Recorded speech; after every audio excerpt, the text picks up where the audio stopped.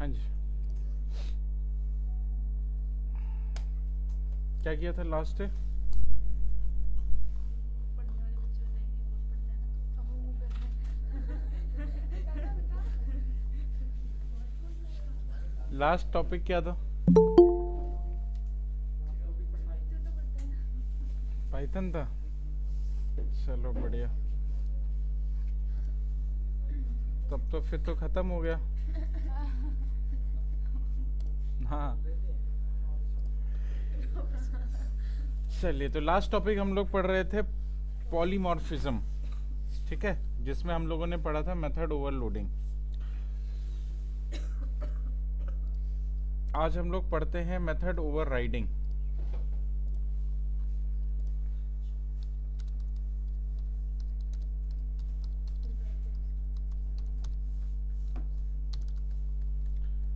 Method overriding, ठीक है। Method overriding क्या होता है?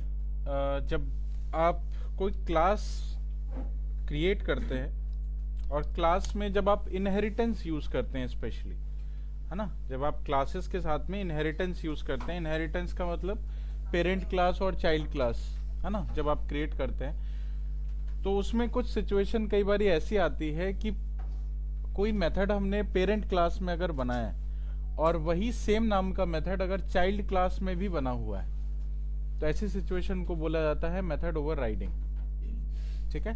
जैसे एक हम लोग क्लास यहाँ पे क्रिएट करते हैं, क्लास का नाम है vehicle.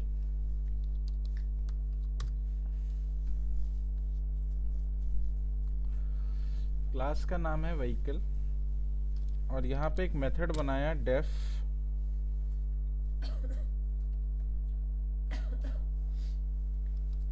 Start.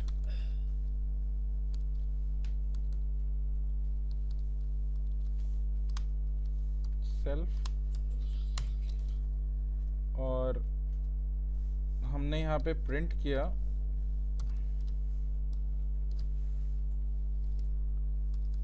Vehicle start method,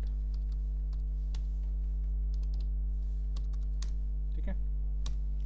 ये व्हीकल क्लास है और व्हीकल क्लास में एक मेथड डिफाइन किया स्टार्ट नाम से, और एक दूसरी क्लास बनाई, क्लास का नाम रखा कार, और कार में मैंने व्हीकल को इनहेरिट कर लिया, ठीक है। फिलहाल कुछ भी नहीं लिखते हैं और चेक करते हैं इनहेरिटेंस काम कर रहा है कि नहीं। इनहेरिटेंस चेक करने के लिए मैंने कार को कॉल कराया, कार का एक ऑब्जेक्ट बनाया और इस कार के ऑब्जेक्ट से मैंने स्टार्ट मेथड को कॉल किया। कॉल हो जाएगा? क्या लगता है? अगर मैंने कार के ऑब्जेक्ट से स्टार्ट मेथड को कॉल किया तो क्या ये कॉल हो जाएगा?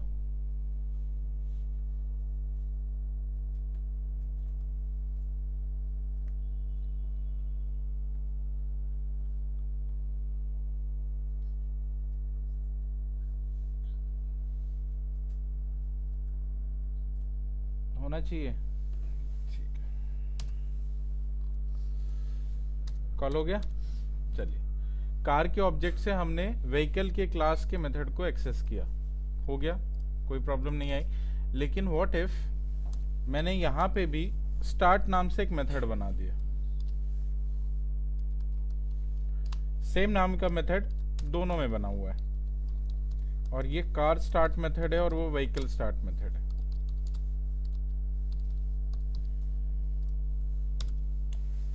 अब कौन सा स्टार्ट मेथड कॉल होगा?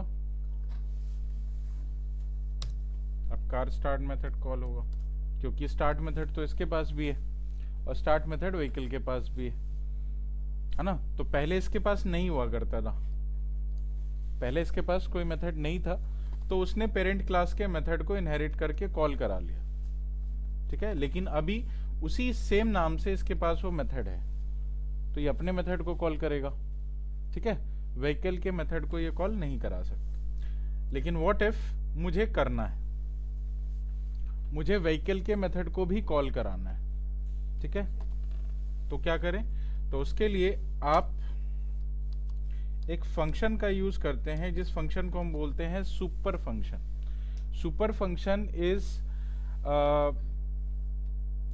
Function which is use to refer the parent class. Parent class को रेफर करने के लिए या कॉल कराने के लिए सुपर फंक्शन का यूज किया जाता है. आपने सुपर लिखा तो सुपर का मतलब है पेरेंट क्लास. ठीक है, डॉट लगाया और यहीं पे स्टार्ट मेथड को कॉल किया. स्टार्ट मेथड को कॉल किया. अब ये सुपर का मतलब हो गया व्हीकल, और व्हीकल का स्टार्ट मेथड आपने कॉल किया तो अब यहाँ पे दोनों मेथड आपके काम कर जाएंगे. अगर आपको दोनों मेथड यूज करने हैं, पेरेंट क्लास की भी उस मेथड को यूज करना है और खुद को भी ये कॉल कराना है. कॉल तो बेसिकली यही होगा, वो डायरेक्टली कॉल हो नहीं सकता है ना.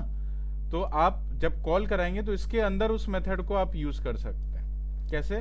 तो सुपर फंक्शन आप यूज करेंगे, सुपर फंक्शन डॉट स्टार्ट. तो सुपर फंक्शन से आपका पेरेंट क्लास कॉल हो जाता है और पेरेंट क्लास के मेथड को कॉल कराने के लिए आप मेथड इस तरह से कॉल करा. अब आप दोनों क्लासेस के डेटा को यूज कर सकते हैं. ये कॉन्सेप्ट है पेरेंट क्लास को कॉल करने के लिए. इसका मतलब पेरेंट क्लास. ठीक है, पेरेंट क्लास का नाम भी नहीं लिखना पड़ेगा आपको. बिना पेरेंट क्लास का नाम लिखे या पेरेंट क्लास को कॉल करा सकते हैं सुपर फंक्शन. ठीक है, नोट करो इसको. ये है आपका ओवरराइडिंग.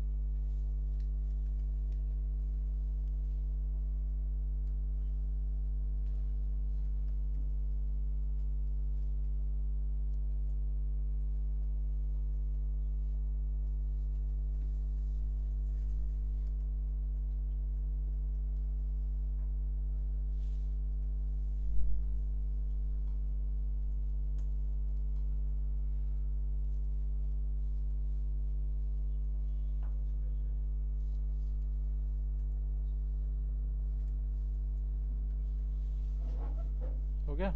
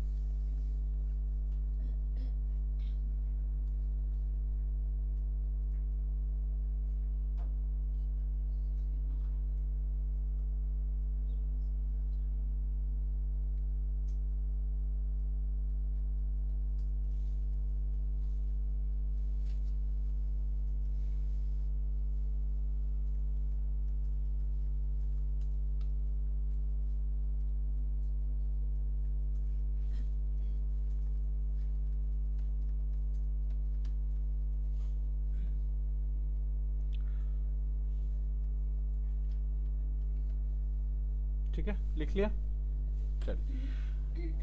चलो एक हम लोगों ने इनहेरिटेंस में पर्सन और स्टूडेंट नाम की एक क्लास बनाई थी, याद है? अब इसी में ओवरराइडिंग यूज करके देखते हैं। पर्सन और स्टूडेंट, जिसमें कि हम लोगों ने पर्सन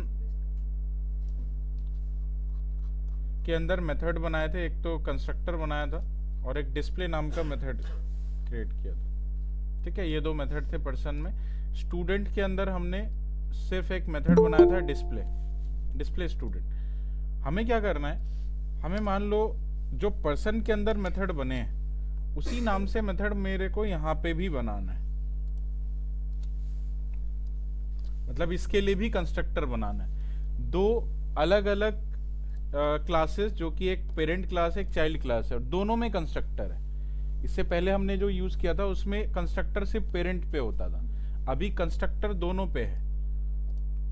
तो कंस्ट्रक्टर अगर दोनों पे है तो किसका कंस्ट्रक्टर चलेगा? अगर मैं स्टूडेंट क्लास के ऑब्जेक्ट बनाऊं तो ये किसका कंस्ट्रक्टर चलाएगा? हाँ, पर्सन का।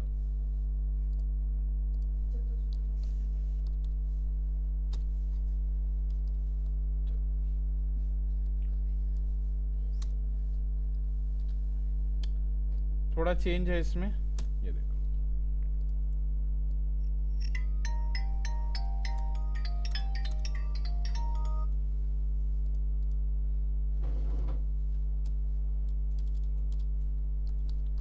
सर्व डॉट सेक्शन,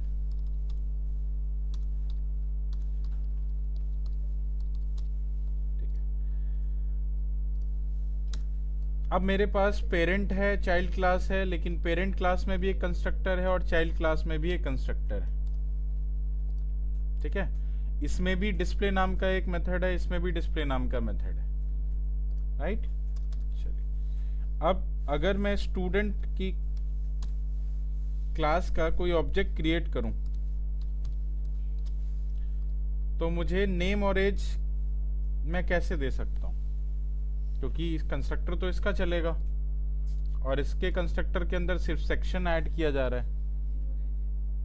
तो क्या सिर्फ सेक्शन ऐड करके आप पूरी डिटेल दिखा सकते हैं?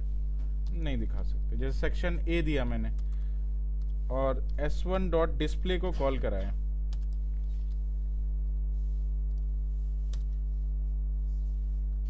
ये एरर दे दिया इसने।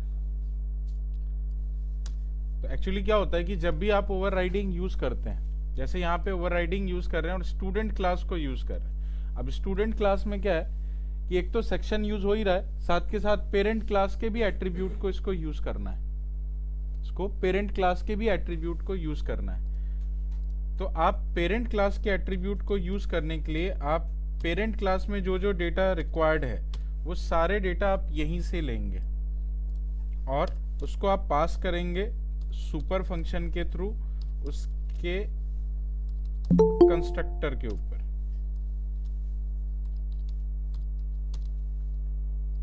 ठीक है, तो अब आपके तीनों एट्रीब्यूट क्रिएट हो जाएंगे, एक नेम का, एज का और सेक्शन का। ठीक है, डिस्प्ले में यहां पे भी अगर आपको डिस्प्ले करना है तो आप सुपर फंक्शन का ही यूज करके उसका डिस्प्ले कॉल कराएंगे, जो डिस्प्ले यहाँ पे, बाकी सेक्शन आपने कॉल करा। तो इस तरीके से आप ये सारे एट्रीब्यूट्स यूज कर सकते हैं। Whereas the name are same, दोनों में कंस्ट्रक्टर भी है, दोनों में आपके जो दूसरे मेथड का नाम है वो भी सेम है, लेकिन फिर भी ये कॉल होगा और पूरा का पूरा एग्जैक्टली वैसे ही चलेगा जैसे पहले चल रहा था। तो यहाँ पे नेम हमने दिया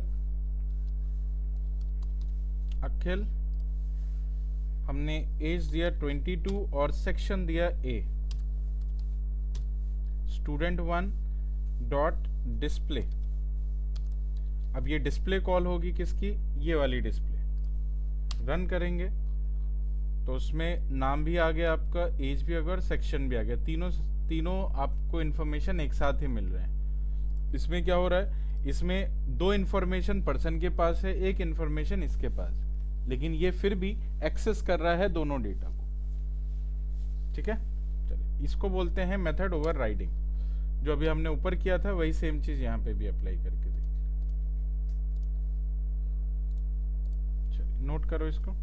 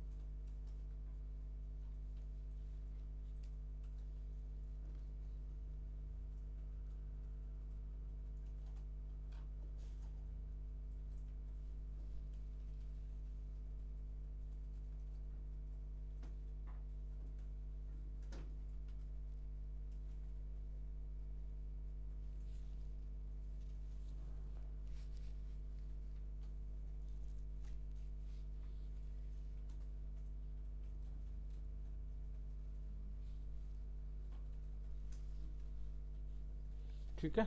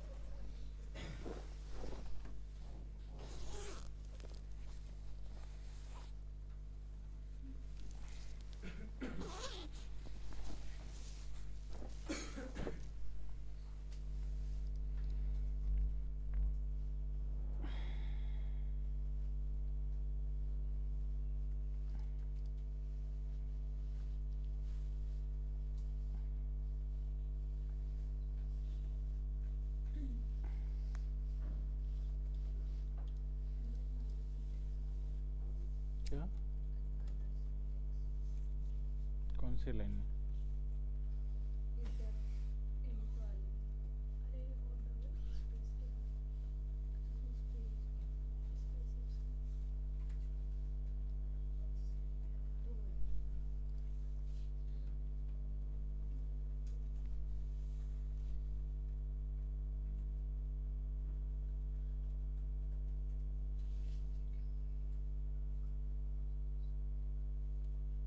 ठीक है, हो गया।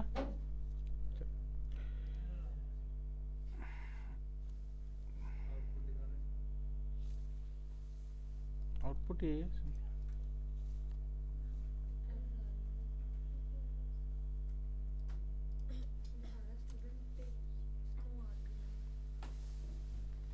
Student takes no argument.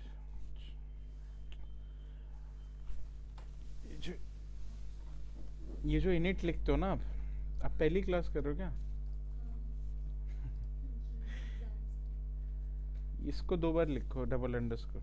ये अंडरस्कोर जो है ये 2 टाइम्स है हर जगह। मेरा तो 2 टाइम्स ही मेरे में भी आ रहा है, टेक 3 पोजीशनल आर्गुमेंट बट हाँ ये मेरे सही में आ रहा है, ये वाला बता दे क्या? जो एक जा रहा टेक्स 2 3 पोजीशन सेल्फ छोड़ दिया क्या कहीं पे? है इनिट का आ रहा है मेरा 3 positional argument but 4 were given. हाँ कौन सी लाइन में? स्टूडेंट दिस इनिट की स्पेलिंग आपने गलत लिखी है मैडम। Okay okay. अब तो मेरे को जल्दी आ गया। Super object has no attribute. अच्छा अरे चुप रहे थे। इसको मार ज़्यादा कर यस सॉरी इसमें हो गया? नहीं हुआ? सर स्टिल ये आ रहा है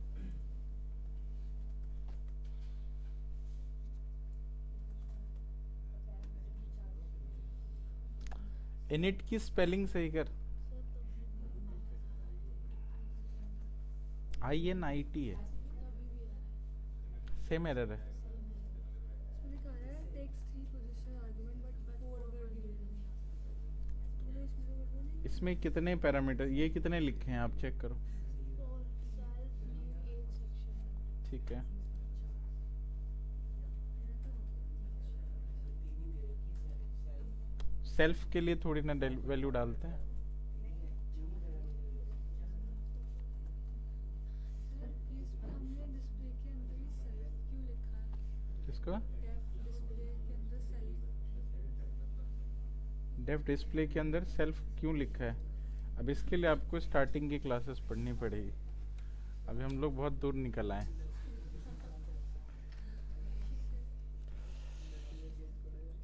सेल्फ नेम एज सेक्शन, फिर आपने इनिट कहाँ किया आपने इसको? मैं बोल रहा हूँ स्पेलिंग चेक करो, स्पेलिंग ही नहीं चेक कर रहे हो आप।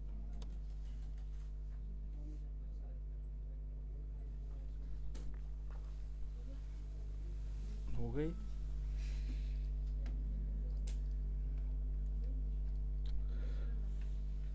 हो गया?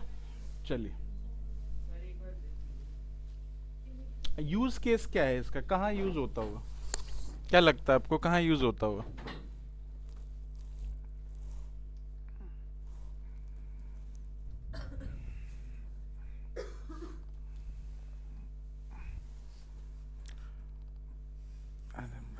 दोनों भाई बहन हो क्या? जाओ जाओ।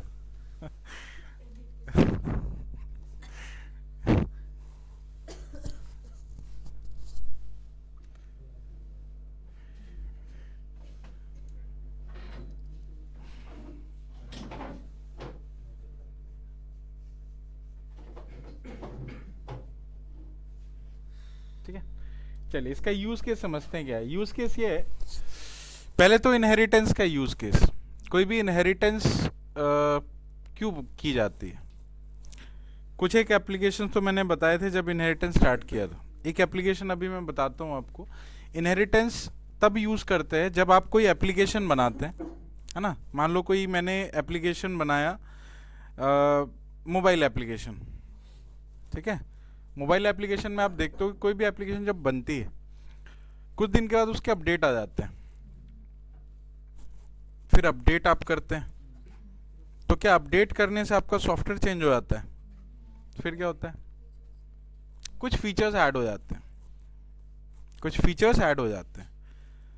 तो बेसिकली जो फीचर ऐड हुए हैं, जो अपडेट किया आपने, उससे जो फीचर ऐड हुए, इसको बोलेंगे इनहेरिटेंस।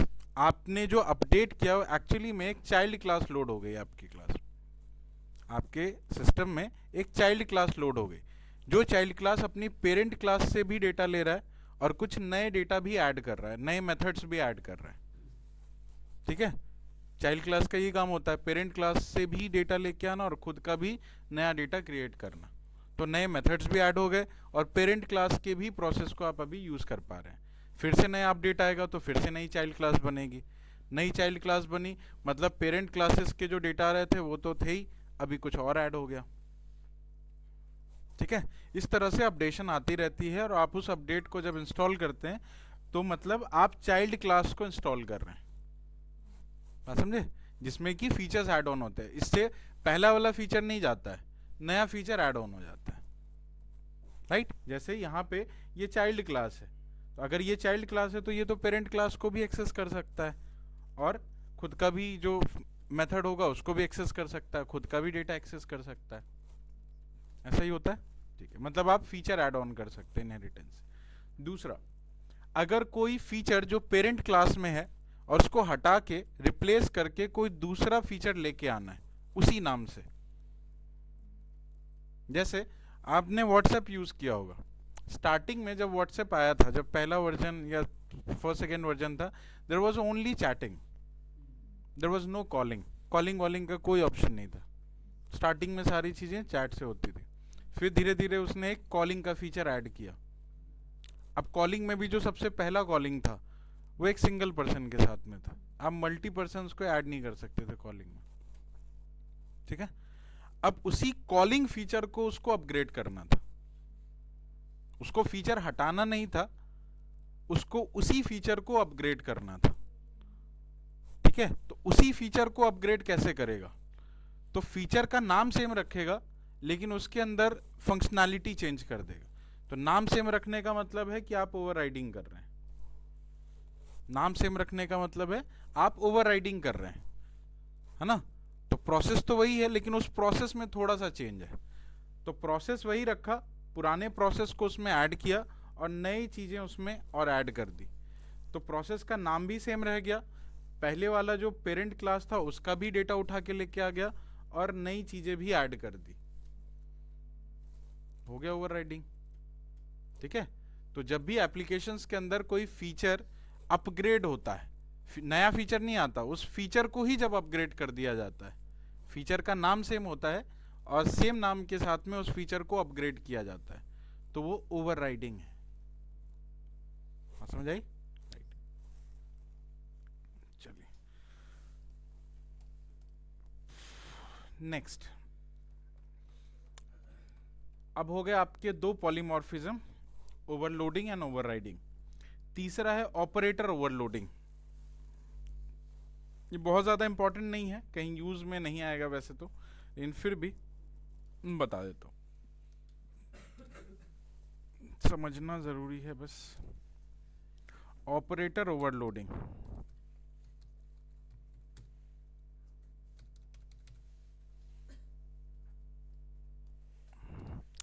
ऑपरेटर्स क्या होते हैं? जैसे जो सिंबल्स हमने पढ़े हैं ऑपरेटर्स के, है ना। बट दो चीजों को आप प्लस के सिंबल से कैसे ऐड कर सकते हैं? प्लस क्या है? प्लस एक फंक्शनैलिटी है, ठीक है। अब ये फंक्शनैलिटी करता क्या होगा? ये फंक्शनैलिटी क्या करता होगा? एडिशन करता है ना। फंक्शन के अंदर जब भी दो डेटा पास होते हैं, मतलब ये कोई ना कोई फंक्शन है, काइंड ऑफ इस तरह का कोई फंक्शन होगा, और इस फंक्शन के अंदर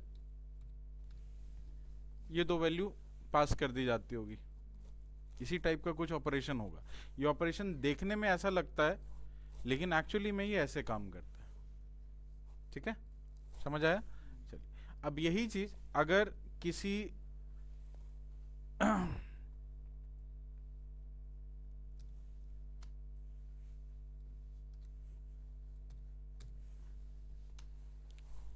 इसका आउटपुट, ठीक है। अब दोनों में प्लस को ही यूज किया गया है, लेकिन दोनों की फंक्शनैलिटी डिफरेंट हो गई। ऐसे कैसे? प्रोसेस आप कैसे चेंज कर सकते हैं डेटा के अकॉर्डिंग? तो अगर ये फंक्शन है तो फंक्शन तो ऑपरेंड टाइप पे डिपेंड ही नहीं करता ना। फंक्शन के अंदर तो आप डेटा पास करते हो, जो प्रोसेस में लिखा हो चल जाता है। तो अगर ऐड के अंदर प्लस करने का, ऐड करने का प्रोसेस लिखा है, तो सबको ऐड ही करेगा। आप स्ट्रिंग डेटा भी देंगे तो भी ऐड करेगा, लेकिन ये तो कॉन्कैट कर रहा है, ऐड नहीं कर रहा। ऐड करना और कॉन्कैट करना are the both different process, ठीक है।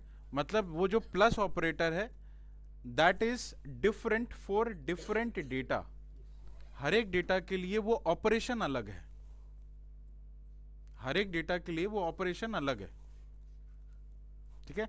अब हर डेटा के लिए ऑपरेशन अलग कैसे हो जाती है? तो ये कोई फंक्शन नहीं है। ऐड जो है ये कोई फंक्शन नहीं है, ऐड मेथड है। ऐड क्या है? मेथड। अब ये जो प्लस चला वो किसके मेथड पे किसके, कौन सी क्लास पे चला है? कौन सी क्लास का मेथड होगा ये? अभी जो आपके पास डेटा है 4 और 6, ये 4 और 6 किस टाइप का डेटा है? ठीक है। और ये दोनों स्ट्रिंग, राइट। अब जब आप किसी भी डेटा का टाइप चेक करते हैं तो टाइप में क्या लिख के आता है पता है आपको? जब आपने किसी भी डेटा का टाइप चेक किया तो टाइप में क्या लिख के आएगा? राइट, ये लिख के देगा आपको क्लास इंट। मतलब इंट जो है वो डेटा टाइप नहीं है, यहाँ पे इंट एक क्लास है। इंट क्या है? एक क्लास है। It's not a data type, it's a class. मतलब आपके जितने भी डेटा टाइप्स हैं उनको क्लास के फॉर्म में बनाया गया है, ठीक है। तो आप क्लासेस को ही यूज कर रहे हैं, और ये जो 4 और 6 है वो इस क्लास के ऑब्जेक्ट्स हैं। 4 और 6 उस क्लास के ऑब्जेक्ट हैं। जैसे मैंने यहां पे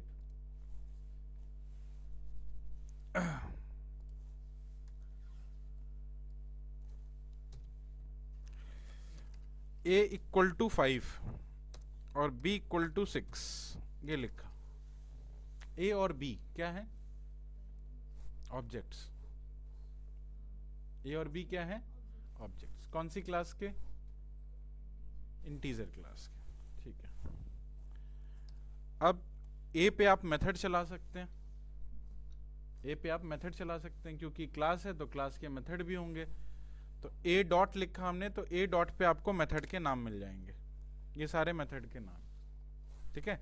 अब इन्हीं मेथड में आप जाओगे थोड़ा सा नीचे तो आपको मिलेगा एक add method,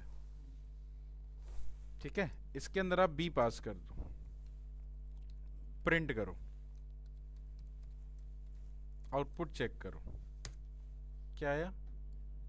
actually a plus B यही कर रहा है।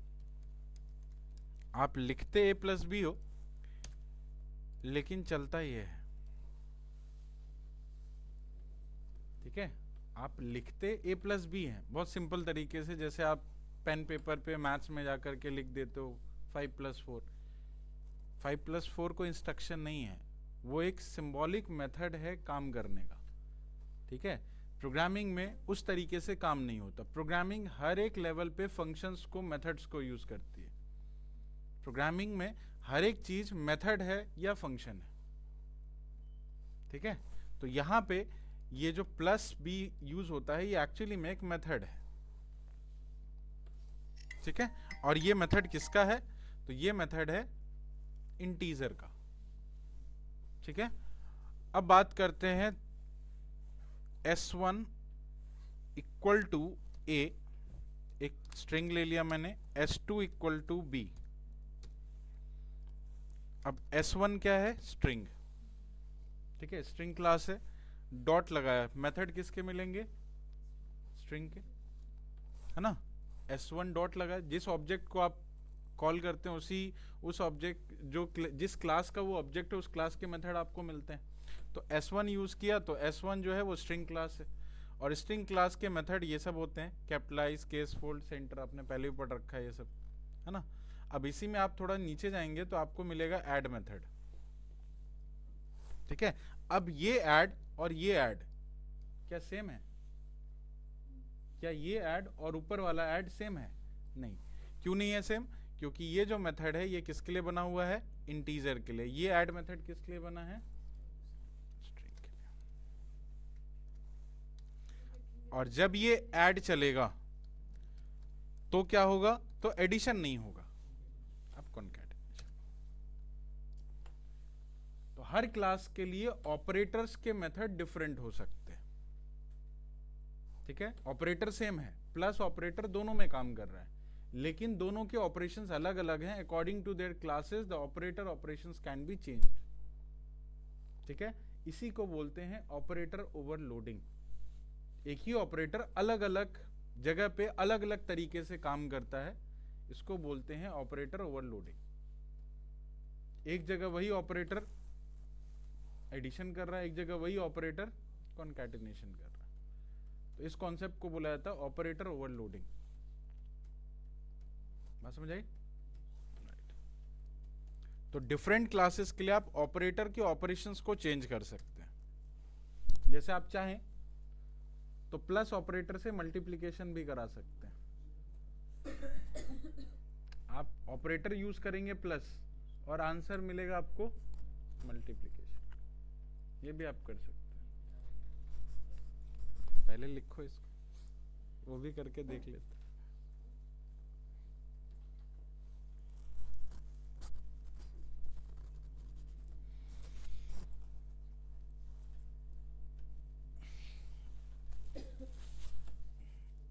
अब जितने भी ऑपरेटर्स हैं, हर ऑपरेटर्स का जो मेथड नेम होता है वो डिफाइंड होता है। जैसे एडिशन के लिए ऐड यूज करते हैं, सब्ट्रैक्शन के लिए सब यूज करते हैं, मल्टीप्लिकेशन के लिए मल यूज करते हैं, डिवीजन के लिए टू डिव यूज करते हैं, फ्लोर डिवीजन के लिए फ्लोर डिव यूज करते हैं। इसकी पूरी एक लिस्ट बन रखी है, आपको पाइथन के डॉक्यूमेंटेशन में आप जाएंगे तो आपको मिल जाएगा। हर एक ऑपरेशन जो आप यूज करते हैं उनका एक स्पेसिफिक नेम ऑफ फंक्शनैलिटी है, ठीक है। अब जैसे ऐड मेथड है, तो ऐड मेथड तो इंटीजर में भी डिफाइन होगा और स्ट्रिंग में भी डिफाइंड है, लेकिन क्या सब्ट्रैक्शन मेथड डिफाइन होगा स्ट्रिंग के साथ में? नहीं। इसलिए तो सब्ट्रैक्शन इसमें नहीं चलता है। स्ट्रिंग में सब्ट्रैक्शन नहीं चलता क्योंकि सब्ट्रैक्शन का कोई मेथड ही डिफाइन नहीं है इसके साथ, तो वो मेथड डिफाइन करना होता है आपको। माइनस होता है नहीं? सब स्ट्रिंग में कहाँ होता है माइनस? इंटीजर में माइनस होता है, तो उसके पास मेथड बने हुए हैं तो मेथड कॉल करा देता है। स्ट्रिंग में आप माइनस करेंगे तो मेथड ही कॉल नहीं होगा क्योंकि है ही नहीं उसके पास।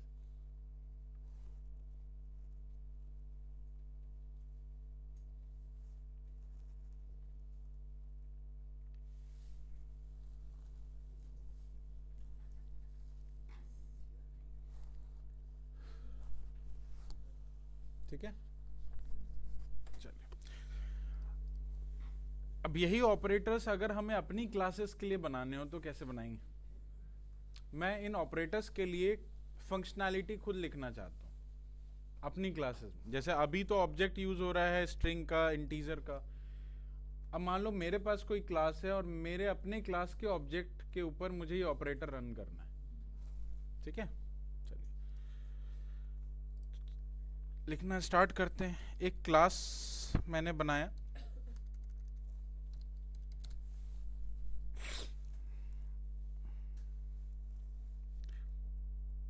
क्लास का नाम रखा कैलकुलेटर।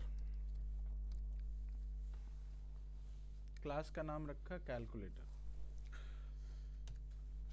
डेफ इसमें कंस्ट्रक्टर बनाया, सेल्फ, और मैंने एक वेरिएबल लिया इसमें a. Self dot a is equals to a. एक एट्रीब्यूट बना के छोड़ दिया, बस इतना छोटा सा एक क्लास है। क्लियर है इतना? कैलकुलेटर को कॉल किया, इसमें एक वैल्यू पास करी 7, ठीक है, और इसको रख दिया मैंने x पे। x डॉट ए को कॉल कराऊंगा तो क्या मिलेगा? What is x dot A?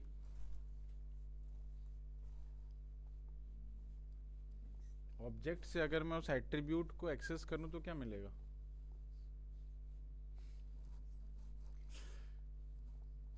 इस ऑब्जेक्ट से अगर मैं उस एट्रीब्यूट को एक्सेस करूं तो क्या मिलेगा? कुछ नहीं मिलेगा। क्यों नहीं मिलेगा? 7 मिलेगा। उस ऑब्जेक्ट से एट्रीब्यूट को एक्सेस करना है, तो उस जब वो ऑब्जेक्ट बना था तो उस ऑब्जेक्ट के अकॉर्डिंग उसने, जब आपने कैलकुलेटर कॉल किया 7 पास किया, तो 7 किसके पास गया? ए के पास। तो एट्रीब्यूट तो है इसके पास, तो उस ऑब्जेक्ट से अगर एट्रीब्यूट कॉल कराऊंगा तो क्या मिलेगा? वही वैल्यू मिलेगी, और क्या मिलेगा? y इक्वल टू कैलकुलेटर 8 पास किया, y equal to y dot A, output क्या मिलेगा? 8। ठीक है, इतना सिंपल है। चलिए, अगर मैं x प्लस वाई करूं तो क्या मिलेगा? नहीं नहीं, x प्लस वाई अगर मैं करूं तो क्या मिलना चाहिए आपके हिसाब से? x किस टाइप का डेटा है? x किस टाइप का डेटा है? x का डेटा टाइप क्या है? x का डेटा टाइप क्या है? हाँ? अभी मैंने 3-4 ही तो वेरिएबल बनाए, उसी में कंफ्यूज हुआ। x का डेटा टाइप क्या है और y का? तो x डॉट ए का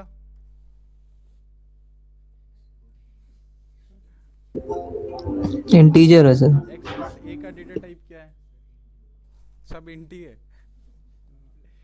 अच्छा, x कौन सी क्लास का ऑब्जेक्ट है? कैसे इंटीजर क्लास का है? कैलकुलेटर का सर।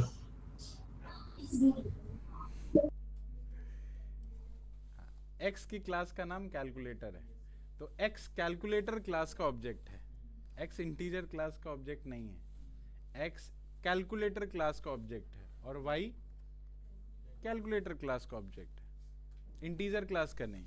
इंटीजर क्लास का ये है x डॉट ए और y डॉट ए, ये इंटीजर क्लास की, क्योंकि इसमें इंटीजर वैल्यू गई है। x और y में क्या है? x y तो कैलकुलेटर क्लास का ऑब्जेक्ट हो गए। कैलकुलेटर ही तो डेटा टाइप है, क्लास ही तो डेटा टाइप होता है, क्लास ही डेटा टाइप होता है। आप किस टाइप के हैं? ह्यूमन हो ना, तो ह्यूमन टाइप के हो ना, मैं आपको एनिमल नहीं बोल सकता ना, नहीं बोल सकता। ठीक है, तो आपने जो ऑब्जेक्ट बनाया है उस ऑब्जेक्ट का जो क्लास होगा वो क्लास ही उसका टाइप होता है। तो x और y का टाइप क्या है? कैलकुलेटर। और उस टाइप के ऑब्जेक्ट पे आप प्लस ऑपरेशन नहीं कर सकते। क्यों नहीं कर सकते? क्योंकि वो मेथड डिफाइन ही नहीं है। प्लस ऑपरेटर के लिए वो ऐड ऑपरेशन डिफाइन होना चाहिए, तो कैलकुलेटर क्लास के अंदर ऐड ऑपरेशन डिफाइन ही नहीं है। इसके अंदर सिर्फ क्या है? एक कंस्ट्रक्टर है। अब ऐड मेथड हमें डिफाइन करना है। अब लिया सर एक्स डॉट ए का Add क्या टाइप बताया आपने? क्या पास करेंगे, तो सबसे पहले एक ऑब्जेक्ट पास किया, दूसरा भी ऑब्जेक्ट ही पास किया। एक्स और वाई ये दोनों क्या है, ऑब्जेक्ट है। करना क्या है, तो हमें रिटर्न कराना है सेल्फ डॉट ए प्लस अदर, बता रहा हूं। जब आपने एक्स और वाई किया, ये कॉल कैसे होगा, एक्स डॉट एड वाई पास होगा, ऐसे ही जाता है। एक्स क्या है, सेल्फ, एक्स पे आपने मेथड को कॉल किया तो एक्स सेल्फ है आपका, और वाई को पास किया तो वाई क्या है, अदर। ठीक है, तो यहाँ पे सेल्फ डॉट ए मतलब x dot A, x dot A की वैल्यू क्या है 7, अदर डॉट ए की वैल्यू क्या है 8, रिटर्न में आपको क्या मिलेगा, मिल गया। इस तरह से आपका मेथड बनता है। ठीक है, और यहीं पे अगर आपने ऑपरेशन मल्टीप्लिकेशन लगा दिया तो ऑपरेटर तो प्लस यूज होगा, आउटपुट क्या आएगा, आपने ऐड ऑपरेटर लगाया तो ये जब प्लस कॉल होगा तो प्लस का मतलब ऐड कॉल हुआ, ऐड कॉल हो गया। लेकिन जो ऑपरेशन लिखी थी तो मल्टीप्लिकेशन लिखी थी, तो रिटर्न वैल्यू उसने मल्टीप्लिकेशन दे दिया। तो ऑपरेशन तो प्लस का है लेकिन आपको रिटर्न वैल्यू मल्टीप्लिकेशन की मिल रही है। स्ट्रिंग भी ऐसा ही करता है, ऑपरेटर प्लस का यूज करता है, अंदर प्रोसेस डिफरेंट कर देता है, तो कॉन्कैटिनेशन बन जाता है। यहाँ भी वही किया हमने। हम नंबर में कॉन्कैटिनेट करा सकते हैं फिर ऐसे? हाँ बिल्कुल कर सकते हैं, करा दूं।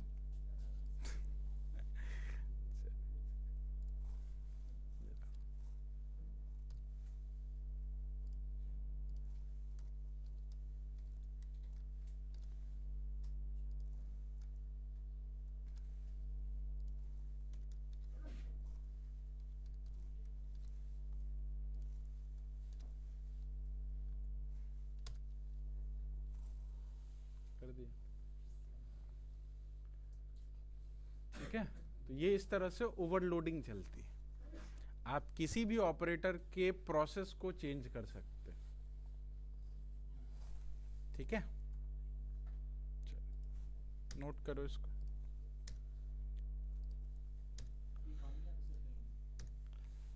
आपके लेवल का नहीं है,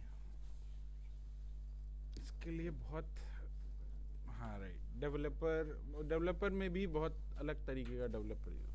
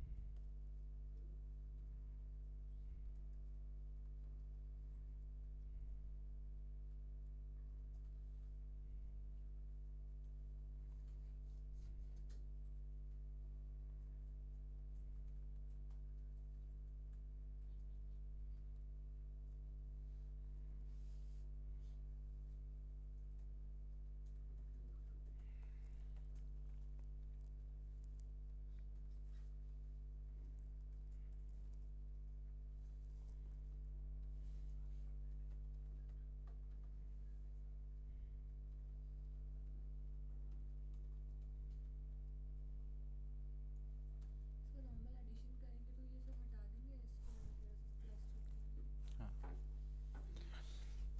इसको, ऑपरेशन कुछ भी कराना आप अंदर कराओ, बस ऑपरेटर जो होता है वो सिर्फ उसके मेथड का नाम देखता है और कुछ नहीं देखता। अंदर का ऑपरेशन क्या चल रहा है उससे उसको कोई मतलब नहीं, वो जब चलेगा तब चलेगा। ठीक है, सिंपली जब आप कोई भी ऑपरेटर लिखते हो तो वो ऑपरेटर पहले देखता है कि इस ऑपरेटर के नाम का कौन सा मेथड कॉल कराना है। तो आपने प्लस लिख दिया तो वो सिंपली ऐड को ढूंढेगा, ऐड कहाँ है। आपने माइनस लिखा तो वो सब ढूंढेगा। अब उसके अंदर क्या लिखा हुआ है फिर उसके आगे चलेगा, उसमें कुछ भी लिखा हो। अब प्रिंट लिख देंगे तो प्रिंट चल जाएगा।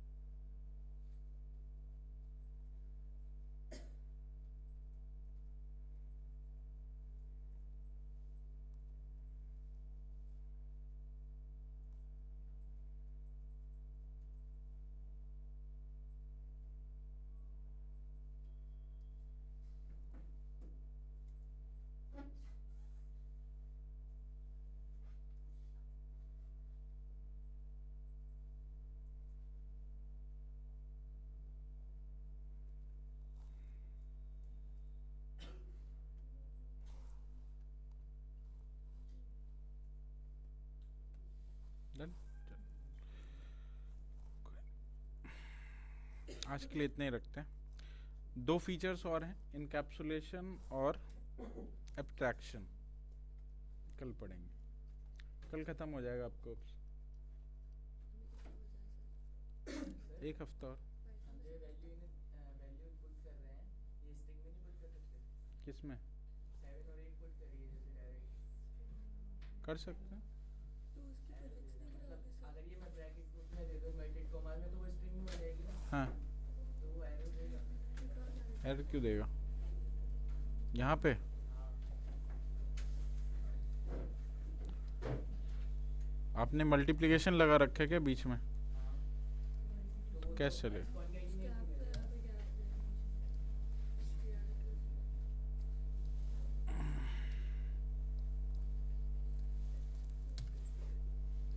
आगे। आपने बीच में ये लगा रखा होगा ना मल्टीप्लिकेशन, इसलिए नहीं चल रहा। प्लस लगा दो चल जाएगा। चलो it takes more argument.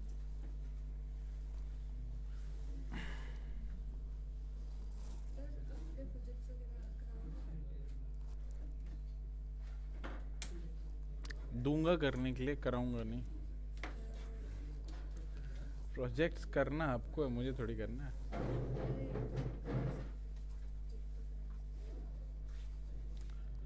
Project मैं दूंगा करने के लिए, कॉन्सेप्ट किस लिए बता रहा हूँ आपको? खुद से करने के लिए मेरे से हेल्प ले लेना, बट मैं बैठ के थोड़ी कराऊंगा। लाइब्रेरीज कब स्टार्ट होगा? लाइब्रेरी तो स्टार्ट हो गई है, 5 बजे चलती है क्लास।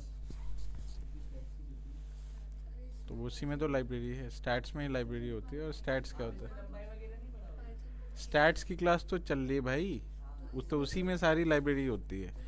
पाइथन में कोई लाइब्रेरी नहीं होती, वो स्टैट्स का टॉपिक है। नमपाई, पांडास, मैटप्लॉटलिब ये स्टैट्स का टॉपिक है, ये पाइथन का टॉपिक नहीं है। आप सिलेबस नहीं देखते। Go to your syllabus, check out कि आप कौन से मॉड्यूल में क्या पढ़ रहे हो। सब मिक्सअप मत करो। एक मॉड्यूल वाइज पढ़ो कि मैंने ये पढ़ लिया, ये खत्म हो गया, पाइथन खत्म हो गया, अब पाइथन के बाद स्टैट्स पढ़ना है। दिमाग उस तरीके से चलाना है कि आप क्या पढ़ रहे हो। स्टैटिस्टिक्स पढ़ने का मतलब है कि अब एनालिसिस पढ़ रहे हैं, तो अब एनालिसिस पढ़ रहे हैं तो आपका दिमाग अब एनालिसिस के तरीके से चलना चाहिए। अभी जो पाइथन चल रहा है ये एप्लीकेशन बेसिस पे चल रहा है कि आप कैसी चीज़ों को बनाते हैं, एप्लीकेशंस कैसे बनाते हैं। अब इससे बाहर निकलोगे तो आप उसको ये समझ पाओगे कि एनालिसिस में पाइथन को कैसे यूज़ करते हैं। तो वो स्टैट्स का पार्ट है, प्योरली स्टैट्स है। उसमें pandas, NumPy, Matplotlib, Seaborn, SciPy, hypothesis testing, probability distribution, ये सब पढ़ना होगा। होगा इसके बाद ना ये पता नहीं है, इसके बाद होगा कब होगा। ऐसे ही पागल बना रहे हैं इन्होंने। अब तक हमें ब्रेक की क्लास नहीं लगाई है। अब मैं आज नीचे जाके इनको बोल पावर बीआई की क्लास नहीं हुई, अब तक नहीं हुई। मैं जुलाई से बोलते आ रही हूँ, अब तक मैंने एक भी पावर BI क्लास। आपका एक्सेल खत्म हो गया था? हाँ, कब? किया मैंने। कब? मैंने फर्स्ट एक्सेल ही सीखा था पहले जुलाई में। जुलाई में एक्सेल खत्म हो गया था वो पूरा। उसका बाद power BI class start, Amit sir के स्टार्ट नहीं हो पावर बीआई कोई नहीं, क्लास? मतलब सर ने पाइथन SQL और पाइथन स्टार्ट कर दिया था।